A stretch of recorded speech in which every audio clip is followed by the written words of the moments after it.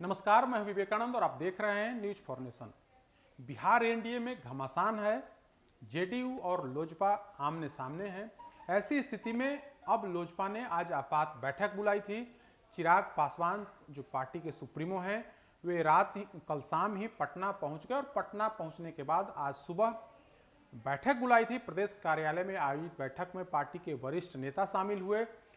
उसमें पार्टी की आगामी रणनीति पर चर्चा की गई, वर्तमान हालात पर चर्चा की गई। चिराग पासवान ने तमाम पार्टी के नेताओं से राय लिया, उनकी राय जानी कि आखिर अब पार्टी को आगे क्या करना है। जो जानकारी निकल करके सामने आ रही है वो चौंकाने वाली है कि अभी भी चिराग पासवान, जो खबरें निकल करके आ रही है, चिराग पासवान अभी भी वेट एंड वॉच की स्थिति में है। कल जिस तरीके से पार्टी के जो एनडीए की जो सबसे बड़ी सहयोगी है बीजेपी, उसके राष्ट्रीय अध्यक्ष से दिल्ली में मुलाकात की थी चिराग पासवान ने और बिहार के राजनीतिक हालात पर चर्चा की थी। जो जानकारी है उसके अनुसार जेपी नड्डा और चिराग पासवान के साथ जो बातचीत हुई उसमें बीजेपी की तरफ से कहा गया है कि अभी स्थिति को बिहार में सामान्य कीजिए, आगे किसी तरह की कोई बयानबाजी नहीं होनी चाहिए। तो इसी को लेकर के कल चिराग पासवान पटना पहुंचे और पटना पहुंचने के बाद अपनी यात्रा को पूरी तरीके से गोपनीय रखा।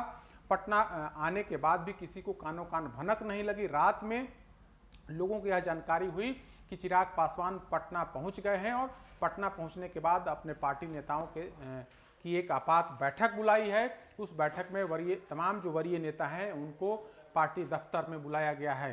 ठीक करीब 10 बजे के आसपास चिराग पासवान मीडिया से दूरी बनाते हुए पार्टी दफ्तर पहुंचते हैं। इसके बाद झंडोत्तोलन के कार्यक्रम में शामिल होते हैं और उसके बाद पार्टी के प्रदेश कार्यालय में ही बैठक करते हैं। उस बैठक में जो पार्टी के जो वरिष्ठ पदाधिकारी हैं वे मौजूद होते हैं, उनके साथ आगे की रणनीति पर चर्चा होती है। जानकारी यही है कि चिराग पासवान ने कहा है कि बिहार में जिस तरीके के हालात बन गए हैं, जिस तरीके से वे जब सवाल उठाते हैं, बिहार की भलाई का सवाल उठाते हैं, बिहार की जो जन समस्या है उस पर सवाल उठाते हैं, तो सत्ताधारी जेडीयू की तरफ से आक्रमण किया जाता है और तरह तरह के आरोप लगाए जाते हैं।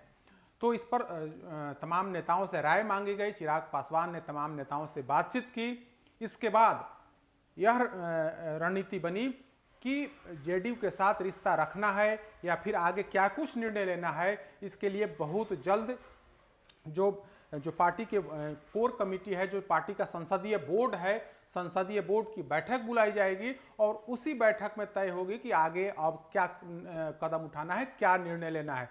तो चिराग पासवान ने अपने नेताओं को स्पष्ट कह दिया है कि आप लोग किसी भी निर्णय के लिए तैयार रहिए। मतलब साफ है कि अभी भी जेडीयू और एलजेपी के बीच की जो दूरियां हैं वो दूरियां कम नहीं हुई हैं। भले ही बीजेपी की तरफ से अभी धैर्य रखने को कहा गया है, बीजेपी की तरफ से लोजपा को अभी बिहार एनडीए को मजबूती की बात कही गई है, लेकिन अभी भी सब कुछ सामान्य नहीं है। हाँ, थोड़ी देर के लिए विराम लगा है, लेकिन चिराग पासवान ने यह स्पष्ट कर दिया है कि बहुत जल्द संभव है कि 2 से 3 दिनों में जो संसदीय बोर्ड है, संसदीय बोर्ड के नेता आपस में बैठेंगे और उसी बैठक में इन तमाम मुद्दों पर चर्चा होगी। आगे क्या कुछ करना है उस पर निर्णय लिया जाएगा।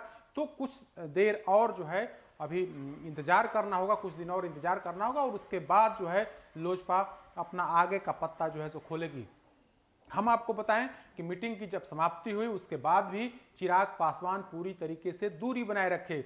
वे मीडिया से लगातार बातचीत करने वाले चिराग पासवान पूरी तरीके से चुप्पी साध करके प्रदेश कार्यालय से निकल गए। मीडिया के सवालों का कोई जवाब नहीं दिया। इसका मतलब यही है कि बीजेपी नेतृत्व की तरफ से यह कहा गया है कि अभी कोई बयानबाजी नहीं करिए, कोई ऐसी बयानबाजी नहीं होनी चाहिए जिससे कि जेडीयू और एलजेपी के बीच जो खाई है उस खाई में और वृद्धि हो।